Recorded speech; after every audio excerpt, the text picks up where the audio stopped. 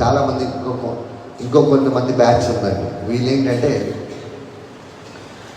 ఏదైనా పెద్ద మందిరానికి వెళ్తే అక్కడ దేవుని కార్యం జరుగుతుందని అనుకునేవారు ఉన్నారు చాలామంది. ఇక్కడ దేవుని మందిరం చిన్నదా పెద్దదా అనేది లేదు కానండి, ఏ మందిరంలో అయినా కూడా దేవుడు కార్యము చేయగలుగుతాడు. దేవునికి స్తోత్రం, హల్లెలూయా. హోసన్న మినిస్ట్రీస్ ఏసన్న గారు మొదటి చర్చ ఎలా ఉందో తెలుసు కాబట్టి తాటాకులతో ఏ విధంగా కట్టేవారు అదే విధమైన పాక అండి. అటువంటి పాకని దేవుడు, ఆ పాక అక్కడే ఉంది. ఆ పాక మనం ఎంటర్ అయిన వెంటనే ఇటు పక్కన ఉంటుందండి. మనం ఇలా చూస్తే ఒక పెద్ద భవనాలు కనిపిస్తాయి. అదే ఈరోజు దేవుని మందిరం. దేవునికి స్తోత్రం, హల్లెలూయా. ఎక్కడి నుంచి మొదలైంది? అది ఒక పాక నుంచి మొదలైంది.